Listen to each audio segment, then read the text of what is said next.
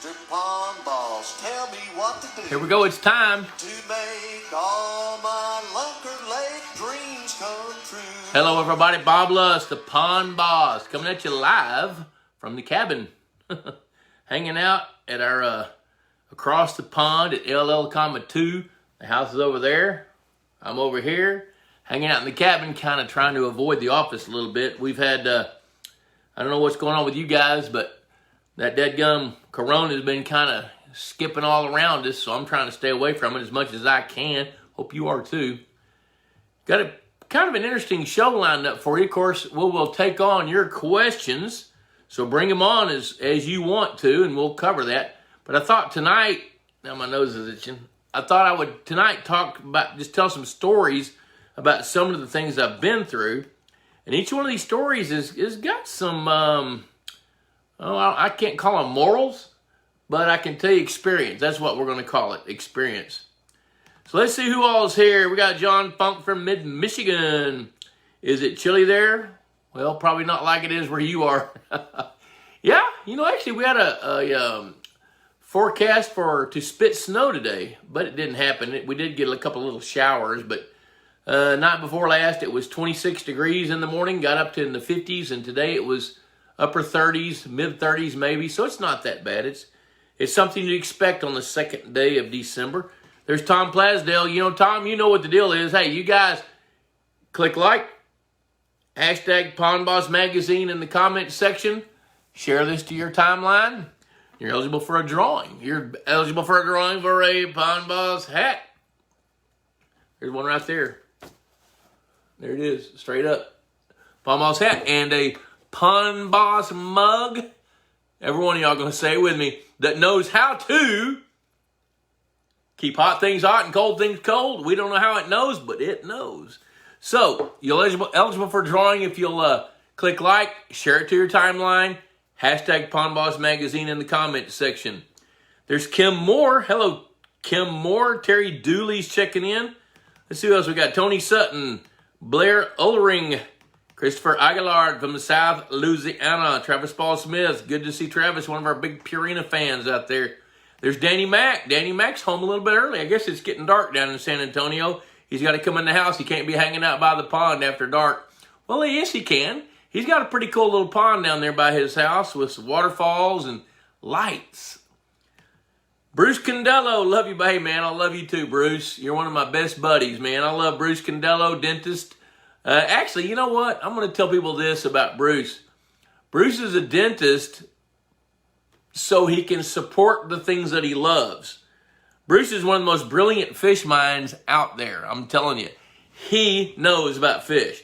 There's things that he just innately knows, and then when you tack on decades of experience, not only producing fish, which he does every day, but then he's got the side angle of his passion for catching those fish. So not only can he grow some giant fish, he can go to your pond and catch your biggest fish. So I'm glad to see Bruce checking in. I'm going to tell a few stories today, Bruce, and some of them you've heard. A couple of them you might be involved in. I don't know. We'll see. Joshua Counts. John Henry. Joshua, good to see you, buddy. John Henry, good to see you. Bill Russell, you got it. Ron Ardoin, you're in me and Drew's Pondology Capbone. Yes, I am. We've got this cabin that sleeps 3 people, unless you want to sleep in a couple of chairs, and it sleeps 5. But the Cabone is a pretty interesting story. We decided a few years ago that we were going to have a caretaker live here, which we did for a while, and his name was Sammy, and we built this cabin for Sammy, but we thought, you know what, if we put a permanent cabin here, property taxes are going to kill us. So Debbie and I were roaming around Home Depot, and we saw these portable buildings like you see on their parking lots over there, little storage sheds. So we found one, bought it, and then came in and dolled it up. And I'll be damned if we still didn't get stuck with property taxes on this portable building. But we love our cabin. Now down in Cajun country, it's called a cabane. Hope I said that right. Ron will correct me if I didn't. Bill Russell, good to see you again. Carol Edwards, Justin Branham, there's Leanne. How about giving some gift subscriptions for Christmas? You know, that's a great idea. You know what, Pond Boss? Here it is right here. Pond Boss, here's the latest issue. November, December. 68 pages of pure joy and information and nuggets. One of my favorite things that people have told me before is every issue they get a nugget or two. And if you get a nugget or two out of this, $35 a year, cheaper than a Friday night date. You're going to go out on a Friday night, spend way more than $35. It's gone the next day. This, $35, lasts for a year. Subscribe to Pawn Boss right now is the time to be giving gift subscriptions. So if you got a friend that's got everything and has a pawn, a gift subscription. Good idea there, Leanne. Way to go. There's hey, Fred Bingham is checking in. Fred, I saw your post today about Connie. Glad to see her healing up good. We love us some Binghamans, Fred and Connie. David Kiss checking in from St. Genevieve, Missouri. Robert Buckaloo. See that? Okay, you guys are having a conversation. I love that. That's good. That's good. Hope you guys had a great Thanksgiving. We did. One of my favorite things is, back when I was breeding and reproducing, it never dawned on me that these people would grow up and then they'd go do that and they'd have a lot more people and bring them back with them. Well, I'm hanging out in the cabin with a girlfriend. Come here, girlfriend. You want to come here? I don't know what's going on. Here, look here. Oh, she's squeaking. This is a girlfriend. She's kind of wanting some attention. Kiss me. Oh, you're a good girl. All right, now, go play.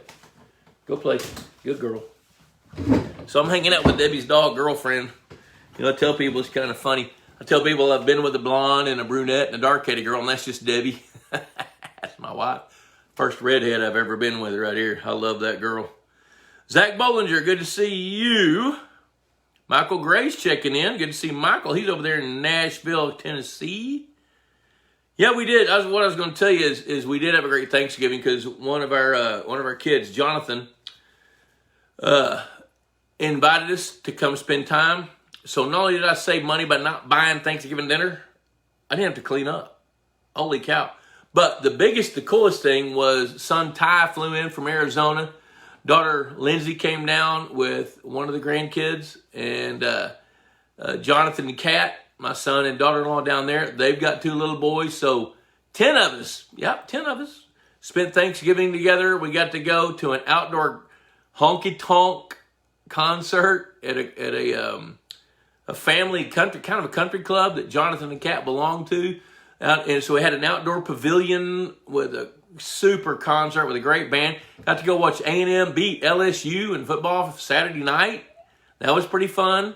So, and what was amazing at the football game, there were 25,000 people in a stadium that holds 100,000 people.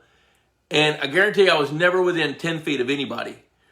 Probably 15,000 of those people were students, and they were all over there on the east side, packed in together, spreading that virus like crazy, but not getting sick from it. So got to hang out and have a good time. It's already 6:38. I better talk about it. Let's see. Dion Myers checking in from Indiana. Lance Frederickson. Hey, sir, I use your Aquamax from a 1-acre bass brim pond. With water temps and water temps here in Texas dropping, should I slow or stop the automatic feeder? You probably want to slow it down. If you're feeding 3 times a day, cut it back to 2. If you're feeding for 10 seconds, cut it back to 5. But the fish are going to tell you how much to cut back. Now, bluegill typically stop feeding when the water temperature gets down into the mid-40s. They get real sluggish when the temperature gets into the 50s. So if you want to keep your fish growing, don't completely cut them off of feed in Texas. Go ahead and feed them a little bit, even if it's just 2 seconds a day, because the feed hogs will still come and eat that fish food. But whenever the temperature gets down in the low 50s, upper 40s, they pretty well knock off. So what I typically tell people is to stop feeding fish around 55 degrees, 54 degrees, down to the upper 40s, and then kick it, which and depends on where you are in Texas. If you're south of Waco, that's probably going to be the 3rd week of December, and then kick it back on around the 2nd week of March.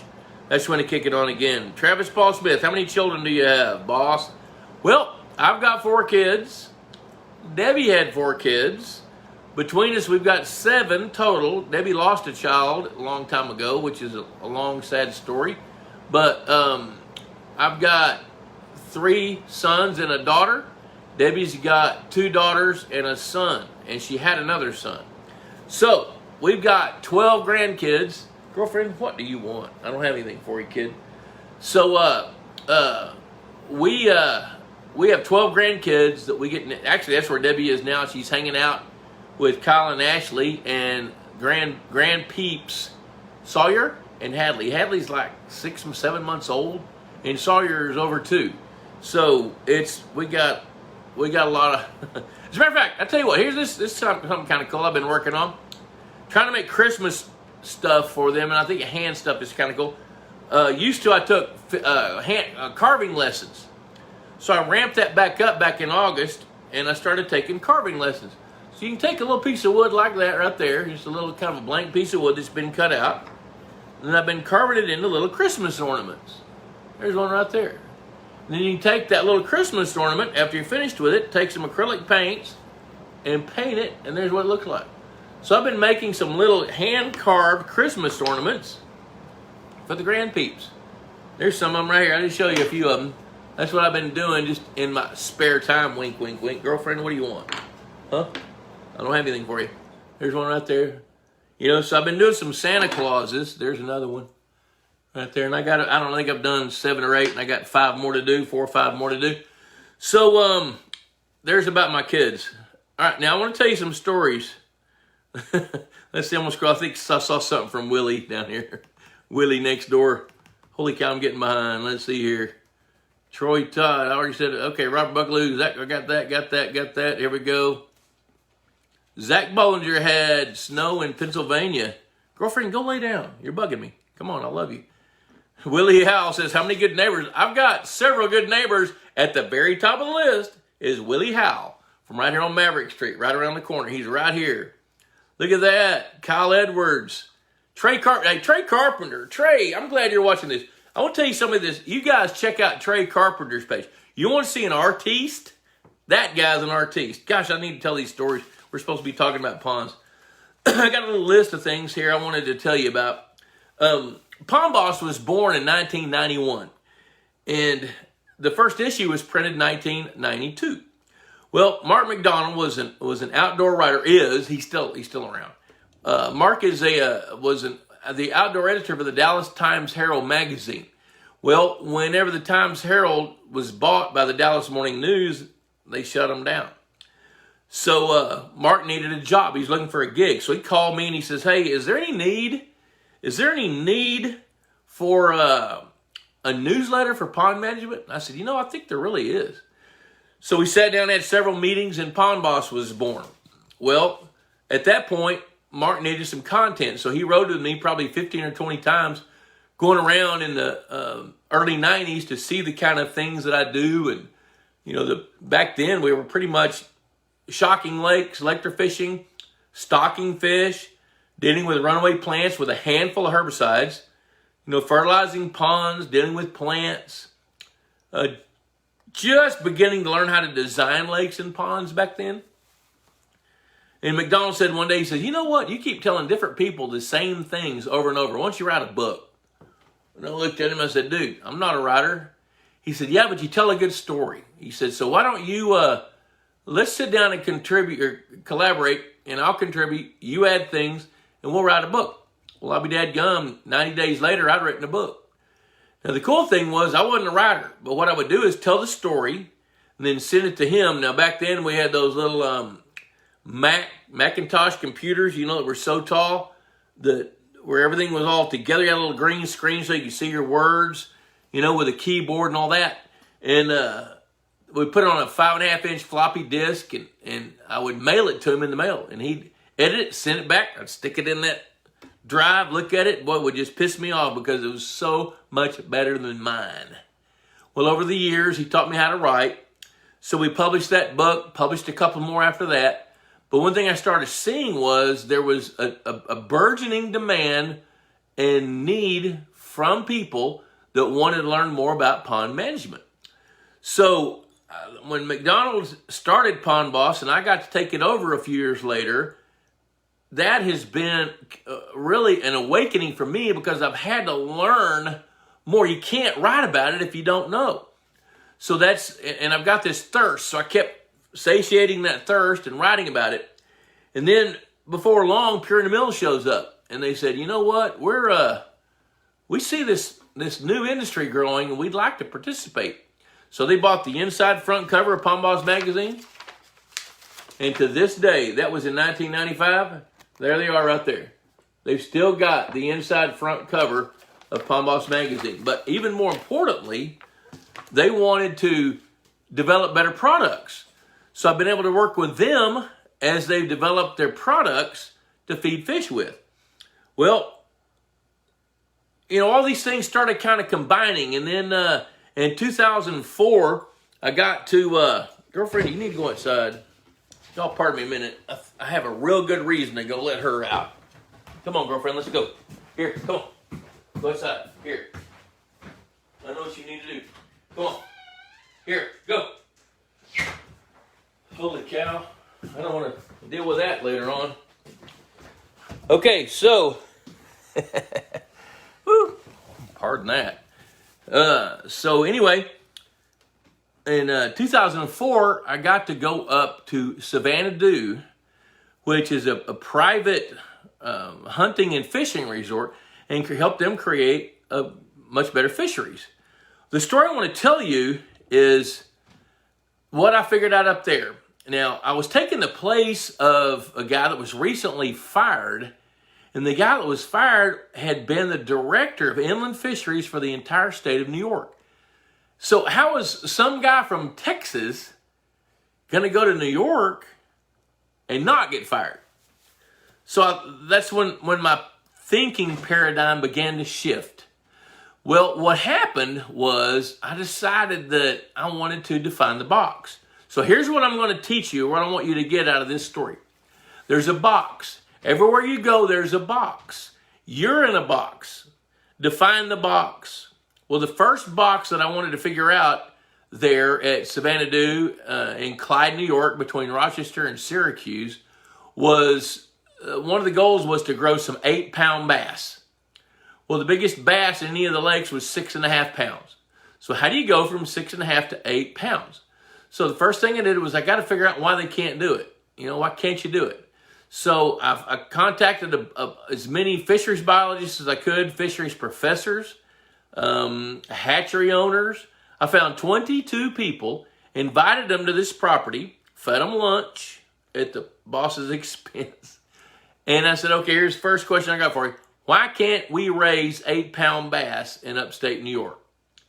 Every single one of them, the answers, here's what they said. The growing season is too short. You can't get enough food in them, and the genetics are bad. So I thought, okay, there's the box. Every single one of them agreed on that. The growing season is too short, not nearly enough food. And what was the third one? Are y'all listening? Genetics weren't good. So there were no Florida genes. Well, I knew that genes are not that significant because there's some northern strain largemouth bass that have tipped the scales at over 10 pounds. You know, a lot of them get way over 8 pounds. So if you want to grow double-digit bass, yeah, you need Florida genetics, but I wasn't convinced that you had to have that because I've seen northern strain largemouth bass get well beyond 8 pounds. You know, and in the literature, there's records of 10-pound bass in lakes in East Texas, for example, way before Florida bass ever showed up on the scene back in the 60s and 70s. So I thought, you know, genetics probably do play a role, but it's not significant. But you can't do anything about the growing season. You know, you can't do anything about that. Well, then, one time I was going there, probably the 5th or 6th trip that I made, I caught an early flight to get there. So I called out at the lodge and talked to one of the chefs. They had 5 full-time chefs. They had a lot of people coming in and out of there, guests coming in. Part of my role was to have a fun fishing experience. So I called the chefs and said, hey, man, I landed a little early. I'm going to come a little early if that's okay. And the guy that answered the phone says, yeah, you know what? Come on down, man, because we got a wine tasting tonight. Well, I was 49 and a half years old at that point, and I'd never had a drop of alcohol in my life. Well, my wife, the queen, used to be princess till we elevated her to queen, Debbie, had convinced me to try some wine, which I did, and I didn't die. I didn't particularly like it. It wasn't that good. Kind of had to develop a taste for it. Now I like it. You know, I started liking it after 4 or 5 months. But when I went to that wine tasting, the guy that was there owned a vineyard. And he was a sommelier as well as a wine producer. He knew all about wine. And he told this story. He said, when I first got here into the Finger Lakes region of upstate New York, and I bought this vineyard, he said, my grapes bloomed way late. I was worried about them. He said, but then they grew fast. And they got ripe way, way, way faster than I thought they should. He said, I checked the color. I looked at the acidity, the bricks, which is sugar, how much juice they had, and it all seemed right. So I called my mentor in Napa, where I learned about this, and she asked me all these questions, and all the answers were in the affirmative. And she said, hey, go ahead, harvest your grapes, make your wine. And she explained it like this. She said, you know what? Here in Napa, we've got 300 grape, we've got 300 days of grape growing season. Out of those 300 days, 125 of them are perfect. Where you are, you have 125 perfect days in a row. So harvest your grapes. I raised my hand and said, hey, what is a perfect grape growing day?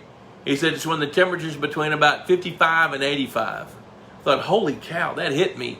That's a perfect bass growing day. Here in Texas, we've probably got 320 perfect bass growing days where the water temperature ranges between 55 and 85 degrees. Cooler than that, they don't like it. Warmer than 85, they don't like it. And in the summertime, we get temperatures way above that. So I went back into the National Weather Service records and started looking around, snooping around a little bit, and I figured out that upstate New York had exactly the same number of growing days for bass that we have in Texas, that you have in Kansas, that you've got in Illinois, that you've got in Indiana, and that Michael Gray's got in Tennessee. We all have the same number of bass growing days. Now, what upstate New York has that we don't here, is they got 75 bluegill growing days. We've got 330 bluegill growing days. Our bluegills spawn 5 times a year. Up there, they spawn maybe once or twice, and they grow way too fast to fit the food chain. So bluegill in upstate New York are a nuisance, and in the South, they're the backbone of the food chain. So what I figured out was it had nothing to do with the growing season. It had little to do with genetics, a little. If the goal was 8-pound bass, it really didn't have much to do with genetics, but it had everything to do with the food chain. So we drilled into the food chain, and 2.5 years later, some of those 6.5-pound bass were growing over 8 pounds. And so here's the point of that story. Figure out your box. And if you're caught up in that box, get out of it. And that's how I did it with that one. Another story I want to tell you. You know what? Holy cow, it's already almost 7 o'clock. I'm going to hit a few questions. Let me hit some of these questions. I'm going to tell you a story about Richmond Mill Lake, which is pretty cool. Let's see here. What does Ron say? Hold up. Let's see here. I'm looking. Okay. Snow in Pennsylvania, Zach. So I saw that good deal. Willie, how many good neighbors? Like a good neighbor, Willie cares. Good stuff. Mike Cottrell checking in. Good to see Mike. Yeah, you're late. That's okay. As long as you're here, dude. Harrison Davis. There you go. He is the man. Jeff Cox, can you recommend anything that will eat my pond's muck on the bottom? There are some bacterial products out there, Jeff. The main thing to get rid of muck is to aerate the water. If you can aerate the water, it takes oxygen to aerobically compost organic matter. So the more you can move that water, especially with a bubble plume, so a bottom diffused aeration system, so the more you can use one of those to aerate with, the more water you can move. If it can communicate with the atmosphere, where it can release its gases and absorb oxygen from the atmosphere, that's going to help cleanse it. And if you've got, every pond's got its natural microbes. However, there's some great microbial products out there. Check out Natural Lake Biosciences. Used to be Aquafix. I tell you what, go to pondboss.com to the resource guide and search through there a little bit. There's a number of companies that have really good products that can help you do that. And now it won't happen fast. It happens faster when the water's warm than it does when the water's cool. Ron says, can you explain the actions of bass and brim in a pond that is fed 2 to 3 times a day? Do most of the brim try to hang around the feeder all day, and are the bass right behind them? or do they disperse in different areas all over the pond until the feeder goes off, then retreat? Well, here's the way that works. In ponds that have habitat, it's just like us. You know, I'm hanging out in the cabin. Now, I'm probably not going to eat here, although I did buy some Raisin Bran a while ago. So I'll probably eat some Raisin Bran with I got some milk over here in the refrigerator. But my point is that the fish are going to live where they're most comfortable to live. If you think about it, when the feeder goes off, it goes off for 10 seconds, maybe twice a day. And they're going to spend 30 seconds to a minute eating that fish food. So there's 23 hours and 58 minutes that they're not feeding on the fish food. So they'll retreat back to where they're safe. You know, they go from heavy feeding to not getting eaten. So that's the way it is under the water. If fish are small enough to get eaten, their nature is to hide and to get away from and avoid those predators that want to eat them. You know, it's like when bluegill come to the feeder, bass are attracted not to the feed as much as they are to the movement of the bluegills up there fluttering around trying to eat that fish food. You know, when that happens, then the bass are going to feed on some of those bluegills. So, yes, they're going to retreat. Let's see here. Travis Paul Smith says, I thank God every day. You thank God every day that you found this show? Huh. Wow. We got a bromance going on. Sweet. Very kind. Thank you. Jacob West. Hello to the Palm Boss. Good to see Jacob. Look at there. Okay. There's Wyatt. Yeah, the family's doing great. Yep. Yeah. Well, you know, kind of follow up on that. I think last show I did, I was sequestered in the Pond Boss. We were quarantining because Debbie had come into contact with her son, who 2 days later came down with his symptoms and then tested positive for the coronavirus. Well, she quarantined, never showed a symptom. She stayed over there. I stayed over here, which we thought was prudent. And 11 days in, she went and got another test, tested negative for the second time, showed no symptoms. She never got it. And then what was really also interesting is her son Taylor, who had tested positive, he had symptoms for 4 or 5 days. And then about 8 days or 9 days later, he tested negative.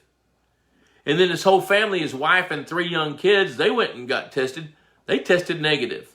So they never had it. Even now, he did quarantine away from the family, but he spent 3 nights in bed with his wife and, you know, a couple of midgets that like to creep in there at night. You know how little midgets do, little kids, little yard apes, little grand peeps, let's use that word. And so, but they didn't get it either. So this whole virus is kind of weird.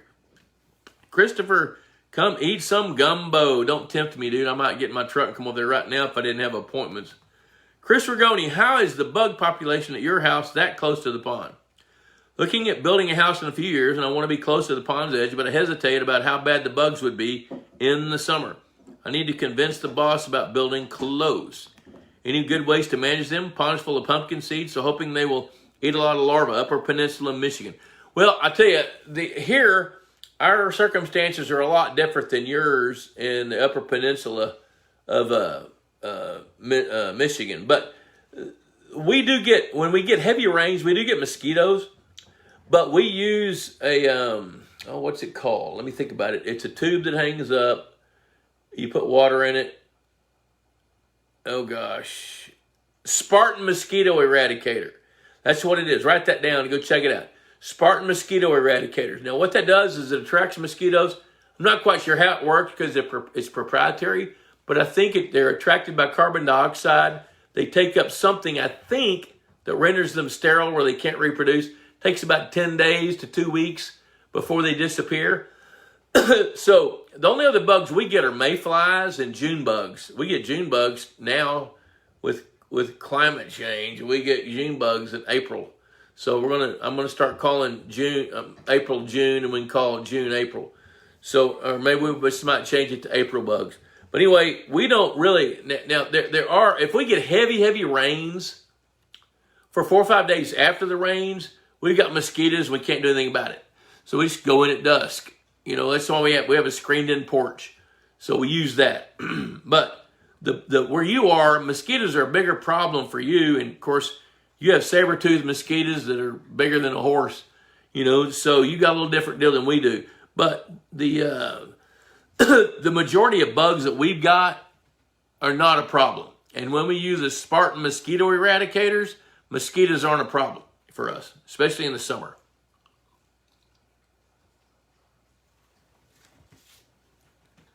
Let's see here what we got.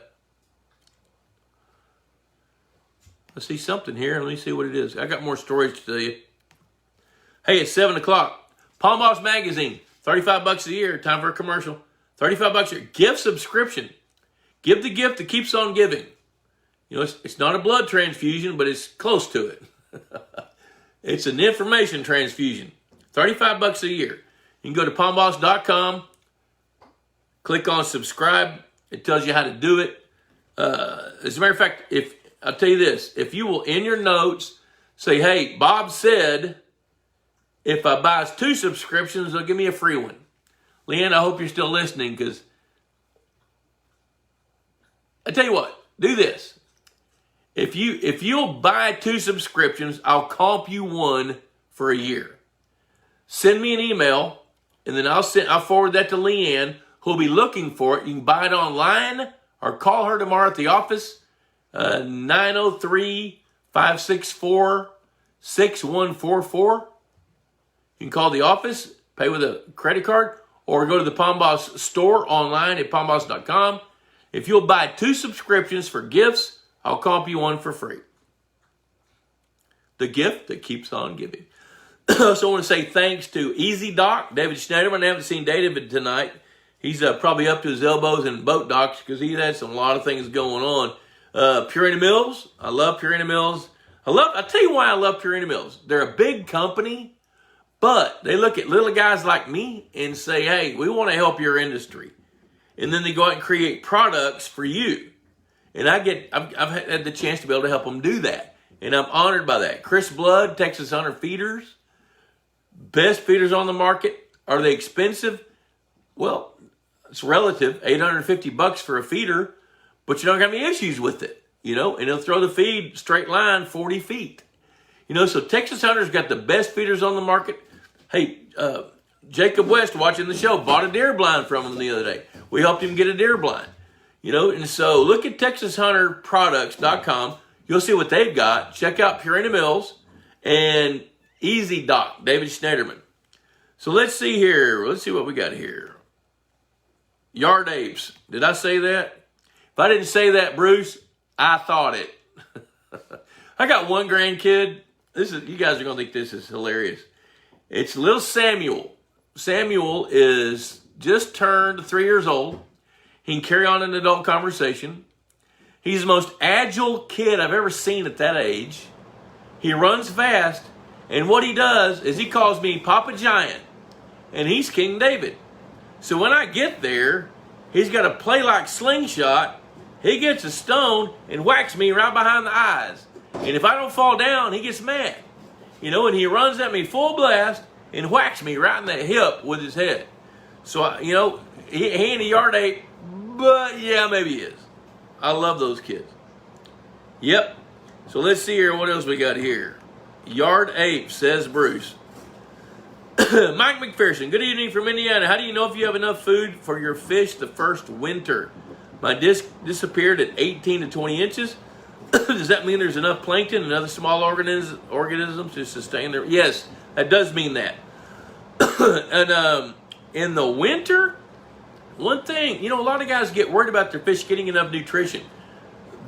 When the temperature begins to drop in the fall, they go on feeding frenzies. You know, if you think about it, that's when your pond, if it's done its job right, and you've done your job right, is going to have the most food it's going to have. The fish spawned in the spring, grew up.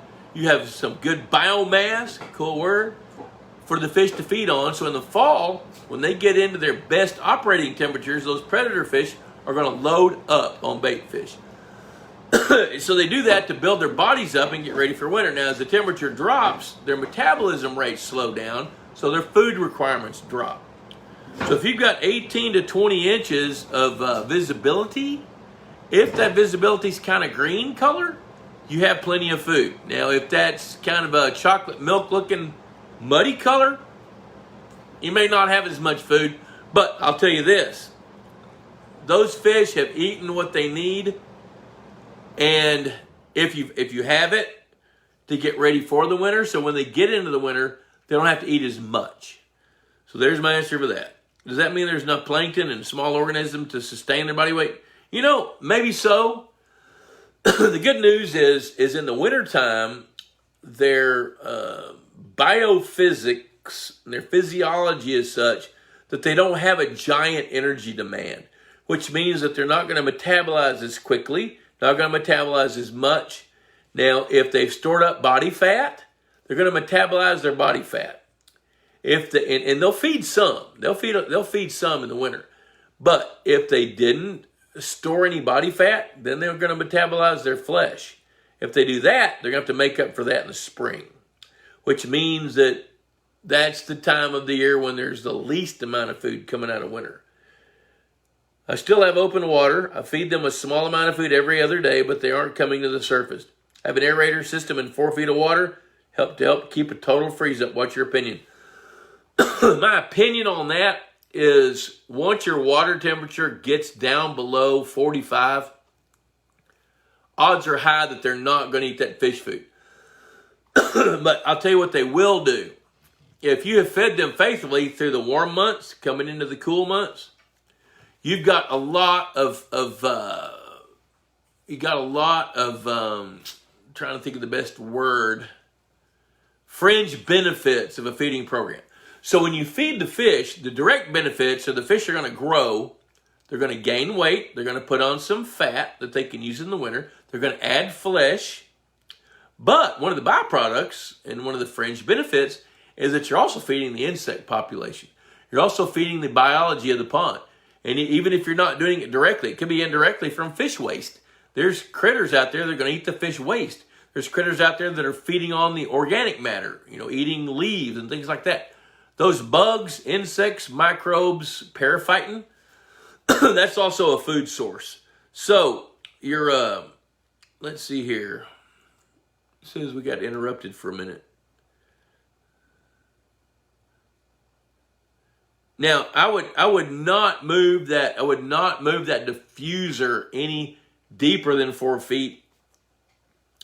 And I tell you this, if your pond ends up freezing solid, even with the aeration system, if you have a total layer of ice, I would turn that aeration system off, because what happens when you keep aerating under ice and there's not a hole in the ice, there's a buildup of gases. And those gases can actually supersaturate the water. You guys are going to like this. I got to drink something. My throat's going nuts.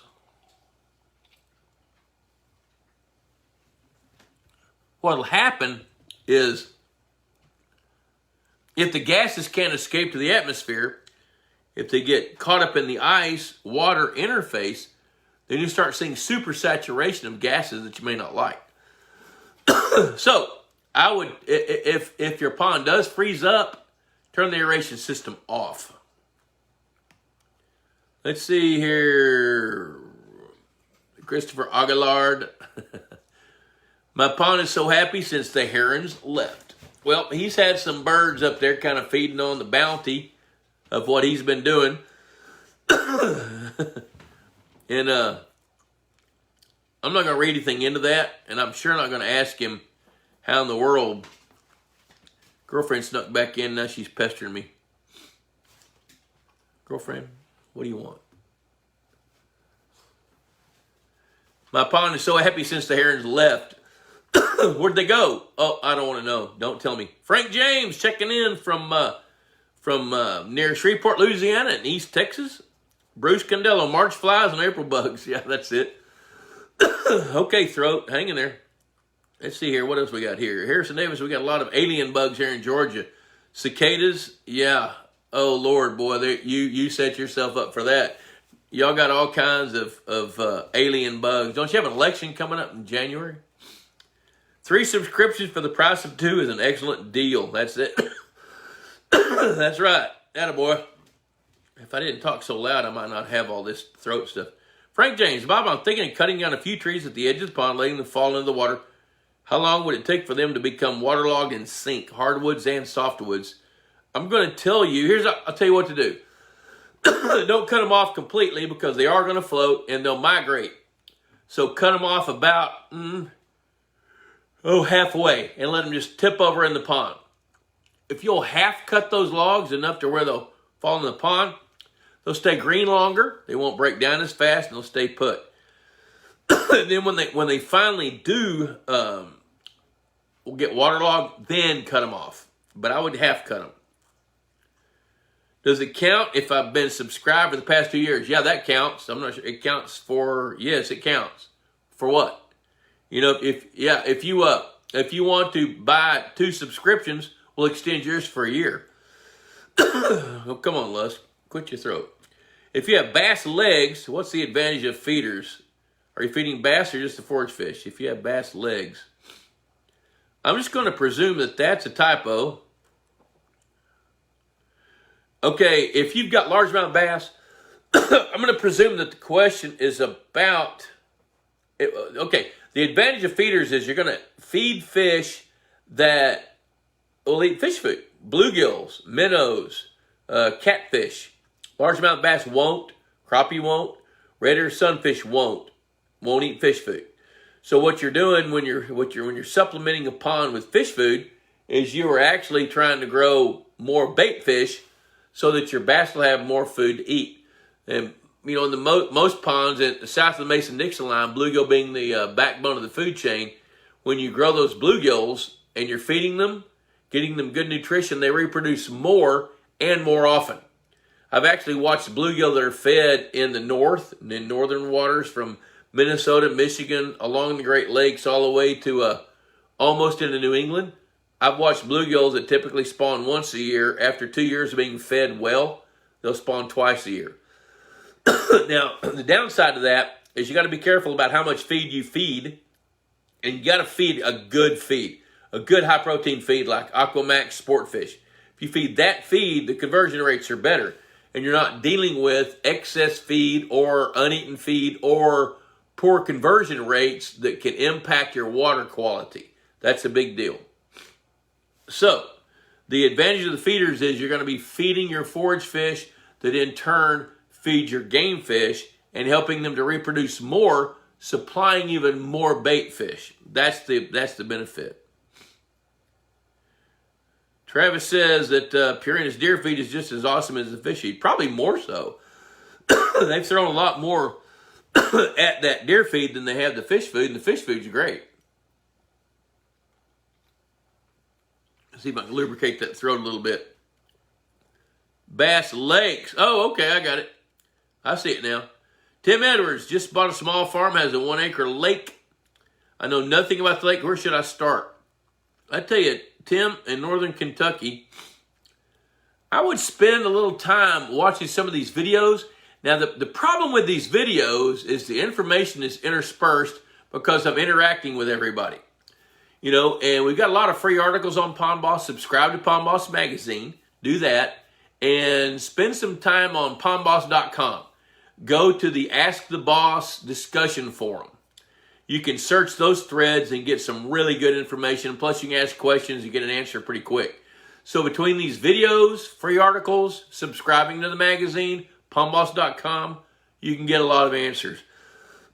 Let's see here. Tommy Garrett. Hey, Bob. Hope you're doing well. Yes, we did. We had a great Thanksgiving. Had a couple of resident redhead ducks show up on my pond. I know they are diver ducks and feed off a small fish. Have you ever heard of a duck population really hurting your fishery? Let's see what the rest of this says. Should I leave them or have duck breasts wrapped in bacon? You know, the thing about redheads is they're really not going to decimate your fish population. Now, mergansers can hurt them. Watch for cormorants. They're devastating.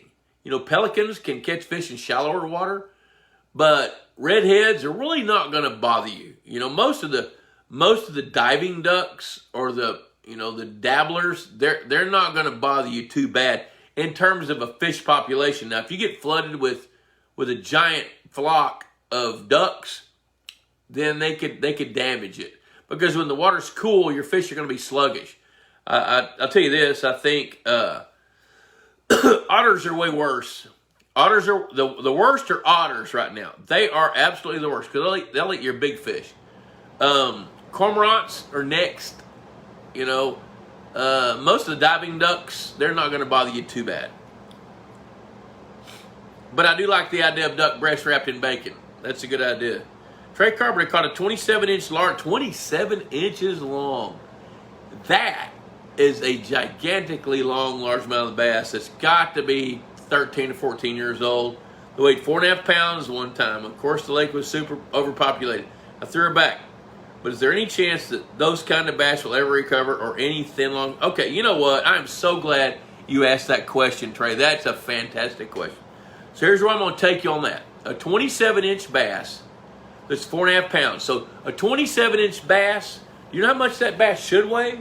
Anybody? Raise your hand. Type in a number. I'm going to wait for you just for about 30 seconds.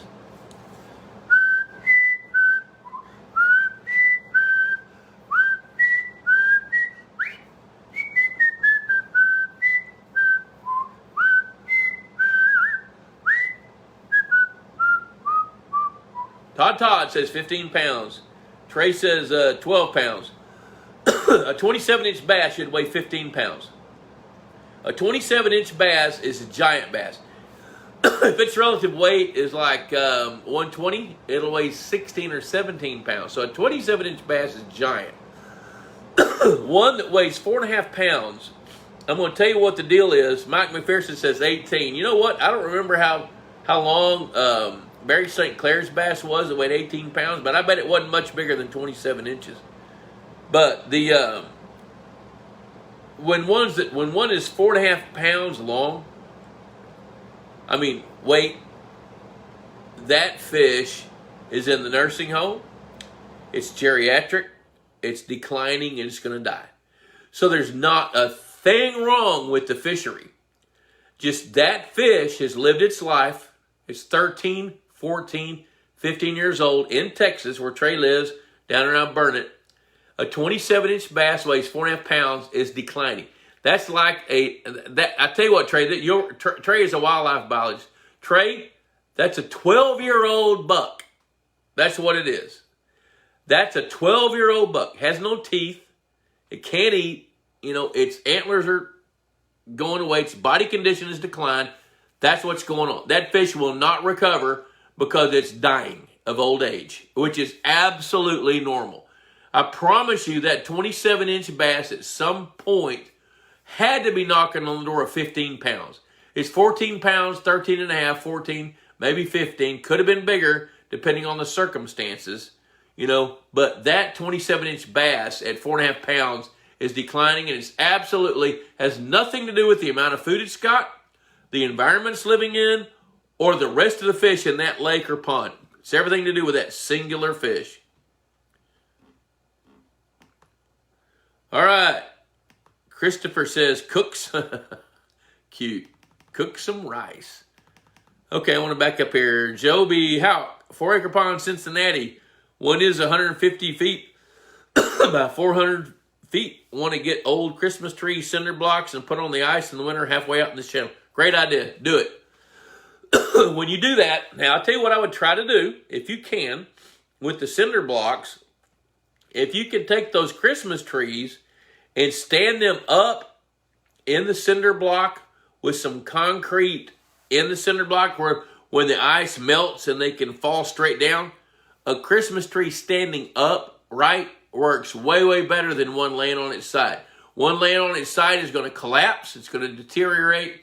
And within about 7 or 8 years, all you're going to have left is a trunk and a handful of the biggest limbs. Everything else is gone. And put them in clumps. You know, if you're going to go raid the Christmas tree stand the day after Christmas, man, go get them. But put them in clumps of 4, 5, 6 trees together. Just look, kind of picture a forest underwater. You know, and fix it to where they will, when you put them out there on the ice melts, they fall straight down standing up. If you can do that, you've hit a home run. Let me see here. Brian Lee Baker, 14 pounds. You know, you guys are coming all over the place. I love that. Yep, that's all good. Good guesses, guys. Sweet. Let me go down here and see what else we got. I got some more stories to tell. Bob, this is Jennifer's question since she's trying on new deer hunting clothes. Do bass fight over their territory and space like deer and other animals do? Yes, they do. Which is really funny because like when you go, I mean, you guys are over at Toledo Bend fishing. I know this, that when you guys find a spot that there's a big bass, if you were to take that bass out of that spot, it'd be another one take its place. So they do defend their areas, especially the biggest bass. Now, bass are kind of funny because when they're small, their innate instinct is to not get eaten. Once they hit about 10, 12, 14 inches, they're like gangsters. You know, they run around in schools and they try to wreak havoc and eat everything you can. Once they hit about 3 pounds, they get to be a little more solitary. When they hit 8 or 9, you ain't coming near them. You know, an 8 or 9 pound bass is going to run off a 5 or 6 pound bass and defend that territory. And if it does disappear from there, another one's going to come right back in because that's a good spot. So tell Jennifer, yes, they do. They do fight over territory and space, especially when they get bigger. Jeff Thompson found golden shiners in the bluegill hatchery pond. Would you move them to the bass pond at the same time as bluegill? Yes. What is your thoughts about golden shiners for 8 to 10 inch F1s? Ideal forage for 8 to 10 inch bass. Yeah, golden shiners are fine. You know, Jeff, I don't remember where you are. So I'd say yes. Yeah, they're good. They're good bait fish. Now, I don't particularly care for shiners in ponds that don't fluctuate in water level, but they're a good way to diversify your fishery, especially if you're trying to grow some bigger bass.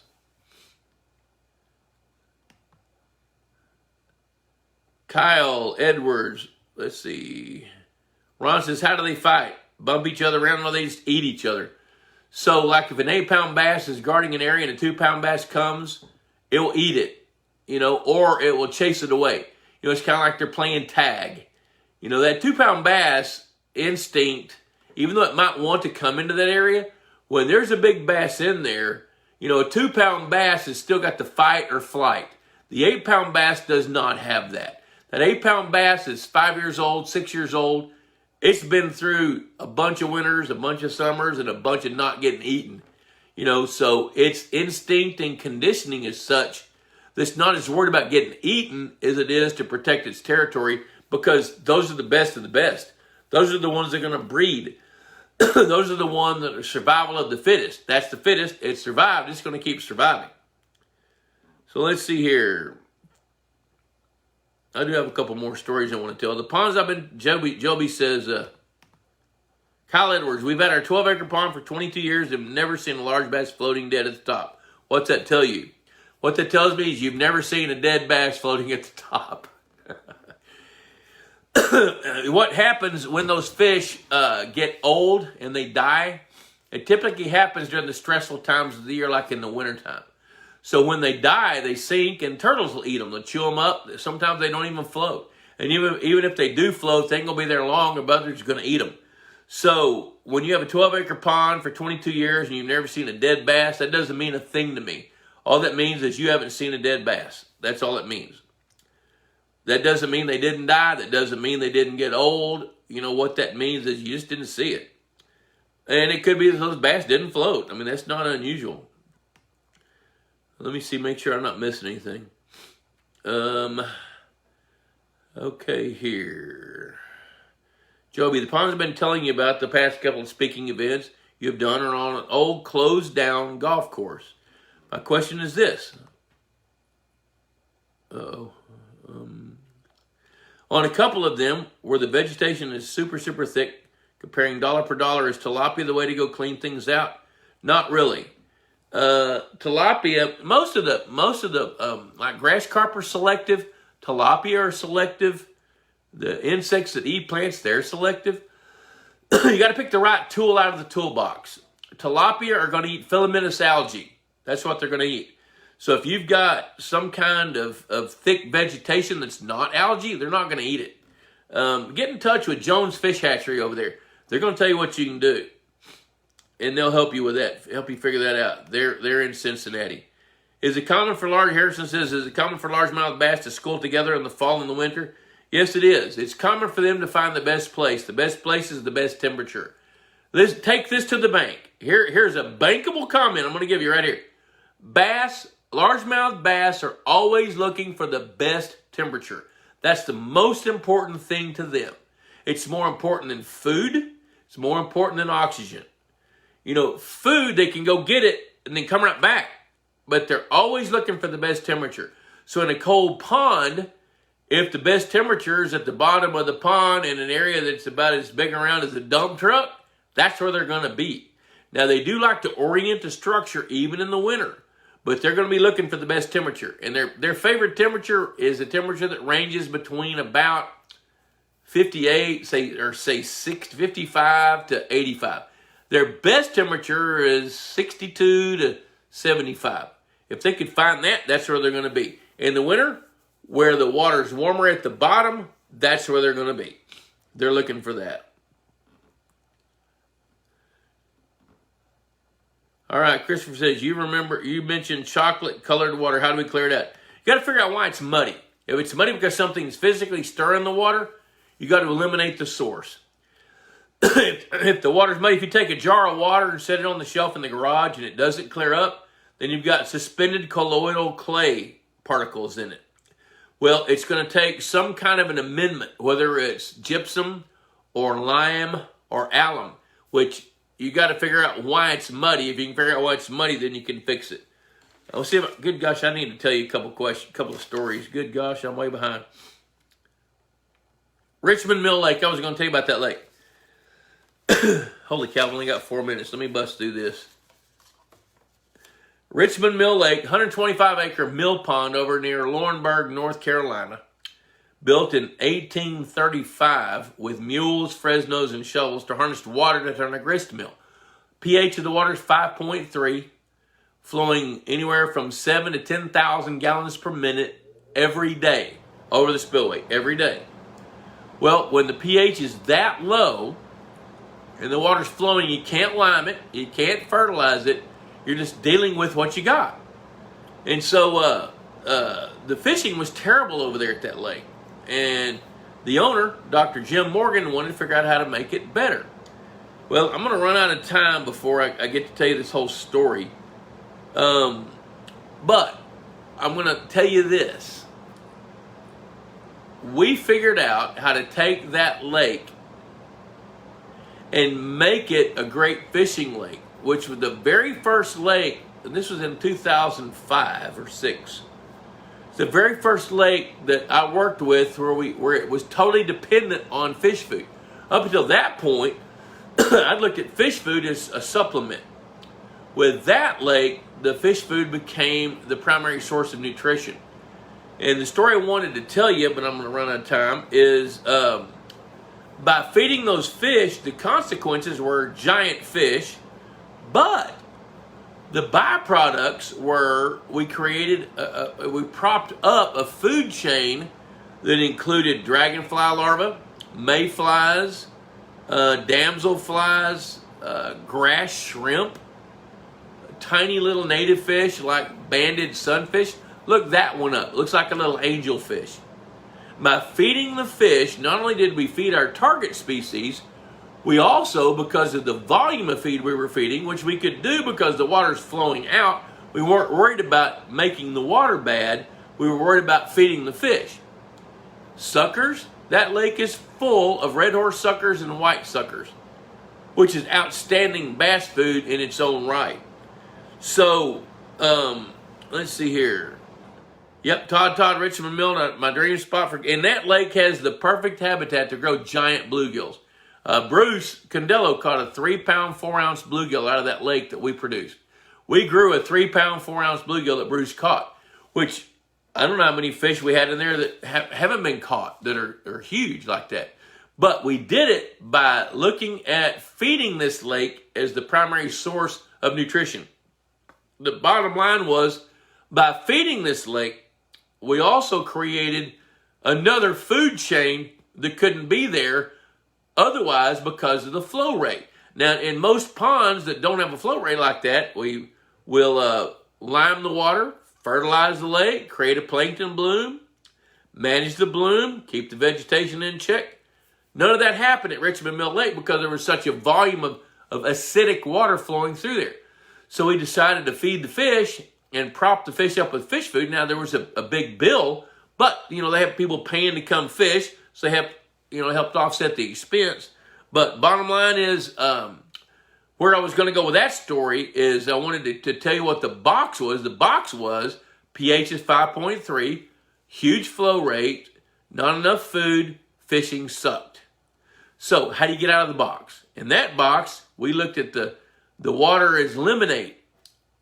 Well, by feeding the fish, we could bypass the worries of the water quality deteriorating. We could feed as much as we wanted to. It all boiled down to what was the back pocket going to allow. How much did it cost compared to what was the value, and we grew some huge fish. So it's 7:30. I'm going to wrap it up and say goodnight to all of you, and thanks for watching. Had a good audience tonight. So glad that you folks came on board with us, and we will see you next Wednesday. Not sure where I'll be, but I'll be somewhere, and we'll have another chat. So until next Wednesday, adios, everybody.